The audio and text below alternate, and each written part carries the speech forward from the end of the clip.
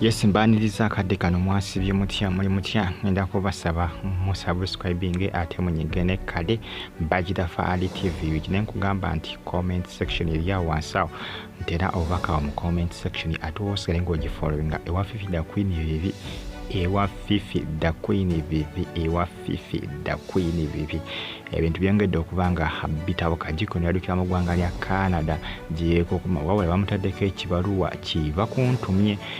bankuba kyo banje bavudde nga bakola ki nga batabuka nga bagamba poliisi oyo mukwata mukube ku nnyama poliisi y'omuggwanga erya Canada erimu kubanga enonya fida kwidibwa kuba ebintu ebitabula bwabanga anoonyezebwa kubanga nze ndaba postinga buli lunaku ku peegi ye lwakuba oluusi walwayusaamuko amanyi okwosayosaamuko naye nebuuza tebasobola kutwakinga gundi ye peegi eyo ne bamufuna kweri waali mu ggwanga erya Canada omwo tasobola kumufuna kweri awo bintabulamuko ko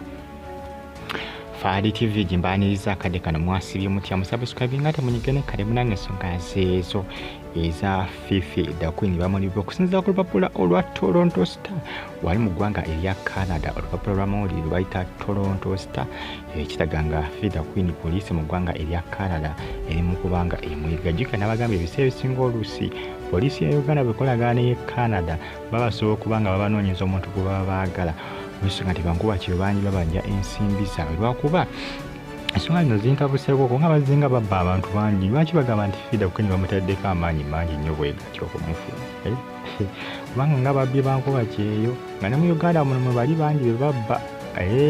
gundi kampuni ziri muno mu Uganda ezibba abantu okubatwala ebweru akati awo bintabula lwaki Fifi da Queen bamutaddeko nnyo amaanyi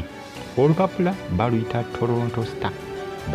Toronto Star olupapula lw'amawulire wali mu ggwanga erya Canada lwawandiise nga lulaga nti munnange ono alimu kubanga ayiggibwa bankuba kye bangi beyajjako ensimbi bagamba nti ensimbi mpitirivu nti kubanga ffe tumanyi nti bulimbukadde nga 9 mbuzisukkamu zimbadde manyi zirimbukadde nga 7 zibabanja ate newunyiza nnyo kubanga bagamba nti nno zisukkamukko bwetegeeza amawulire agatambulatambula bwegalaga ku mitimbagano egya social media ngenda kuba nengeri okubanga noonyereza ku nsonga ya Fifi da Queen eno nkakasize ddala ndabe kubanga olaba ensonga zino zatusobola okubanga ziwandiikibwa mu lupapula lw'amawulire olwa Toronto Star amanyi ensonga ziba zisusseewo njagala kulaba kusaka konfaminga ndabe da kituufu Toronto Star yawandiise ku nsonga za Fifi da Queen kubanga bwetegeeza amawulire agatambula ku social media agalaga nti ne Toronto Star yamuwandiiseeko njagala kikakasa ndabe da kituufu yamuwandiise kumanyi olupapula lwa Toronto Star zimu ku mpapula z'amawulire ez'amaanyi wali mu ggwanga erya Canada ezimu ku mpapula ez'amawulire ez'amaanyi mu ggwanga erya Canada ndagala kukiraba ndabe bankuba kyo baataami baaba bakaawo jjukira mabegakaawo mwaka guno nga gutandika mwezi gwadde gwa January wano mu Uganda waliwo bwe baafeera bambi ensimbi bagenzi tukawo nga kampuni ate yali ebaddewo kyokka nga bibajjeemu esente empitirivu kubanga bagamba nti bakabadduse n'obukadde nga 3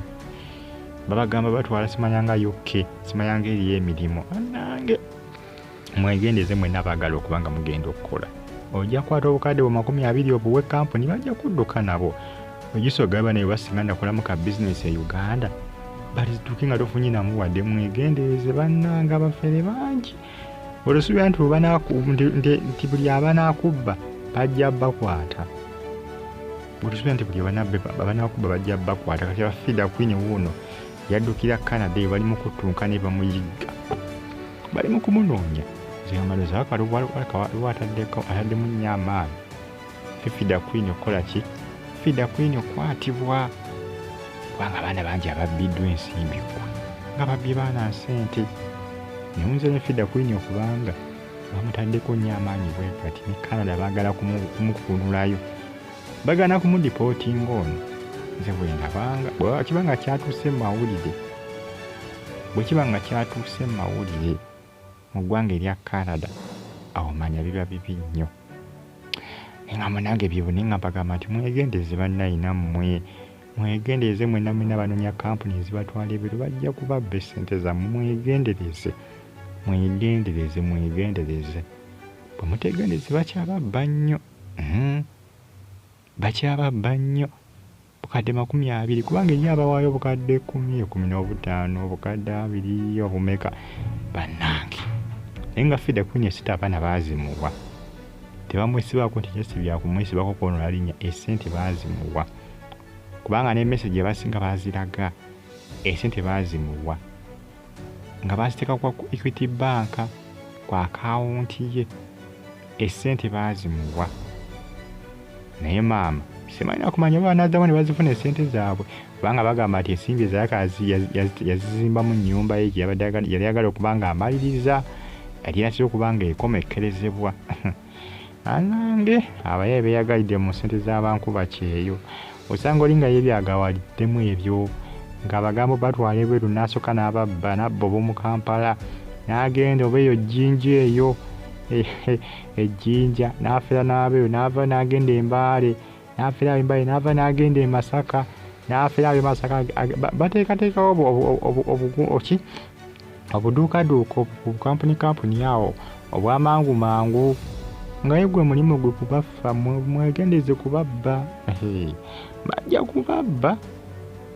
milioni 20 ng'oziwaayo bubi bw'oti mazima ddala musabuscribinge munyige kale bagita Fadi TV ujimbeebaza mwebali nnyo kubanga mwasabuscribinga ne munyiga kale like nga commenting ate sibalinga ogifollowinga bamuyita Fida Queen baabayikaaweddemu dda agamba poliisi omukwatako Canada mukube ku nnyama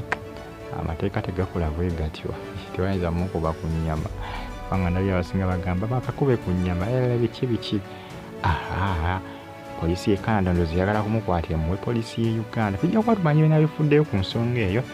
bagita Fadi TV jimbe bulungi mwera